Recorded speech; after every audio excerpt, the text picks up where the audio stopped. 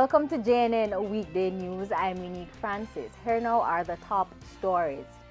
The judge in the Vybz Kartel murder trial has thrown out an application by defense lawyers to have the case dismissed.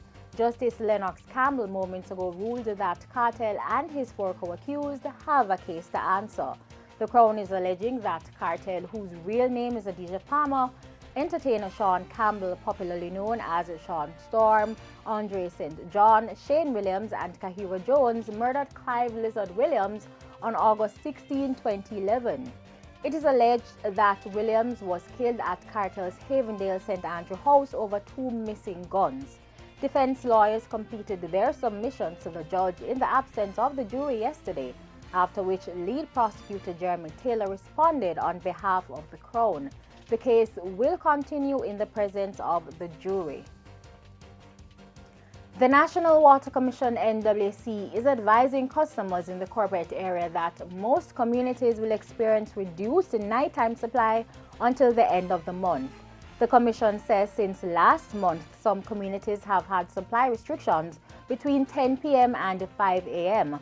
However, due to the continued reduction in rainfall in catchment areas, the corporate area water supply systems are now being placed under further restriction. This is in keeping with its drought management plan to ensure water supply to customers throughout the dry period projected to last until April. The additional restrictions are being implemented as a result of the Hermitage Dam falling below 50% of its capacity. House Speaker Michael Peart fought to keep order during Tuesday's Parliament sitting with an approximately hour-long interlude during which Prime Minister Portia Simpson-Miller answered questions about her frequent overseas trips in the House of Representatives. Opposition leader Andrew Holness posed some follow-up questions stemming from the 61-page document tabled by Simpson-Miller with her answers to his original questions.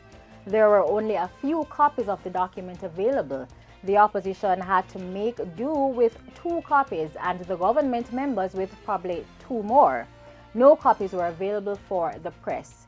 The Prime Minister's answer said that full cost of overseas visits by members of her government, including junior ministers, was 117.8 million Jamaican dollars. The cost of trips paid for by the Office of the Prime Minister was 25 million for staff and 15 million for the Prime Minister along with her 25 trips. The Prime Minister alone, on her 25 trips. The drug hearing into the positive test of a former 100-meter world record holder Safa Powell will resume this morning at the Jamaica Conference Center in Kingston. The hearing was originally scheduled to be completed on January 15, but a further 2 days were requested in order to hear from other key witnesses. As a result of the extra 2 days, the hearing is now set to wrap up Thursday. The 31-year-old Powell is facing a disciplinary panel following his positive test for the banned stimulant oxyflorine at the national championships last June.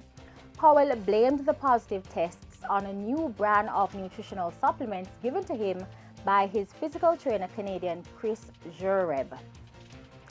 14 persons have been arrested following a 3-day operation involving the Organized Crime Investigation Division (OCID) and Mobile Reserve, which targeted human trafficking and related offenses.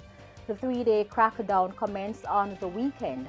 According to a statement from the Police Corporate Communications Unit, the raid, dubbed Operation Fix-It, resulted in persons being arrested for various offenses, including breaches of the Dangerous Drugs, sexual offenses, and trafficking in persons acts. The arrests were carried out in the corporate area where several businesses operating as brothels were searched and persons interviewed. Several documents and cash were also seized during the operation. The persons arrested have been offered bail and will appear in the corporate area resident magistrates court on February 24.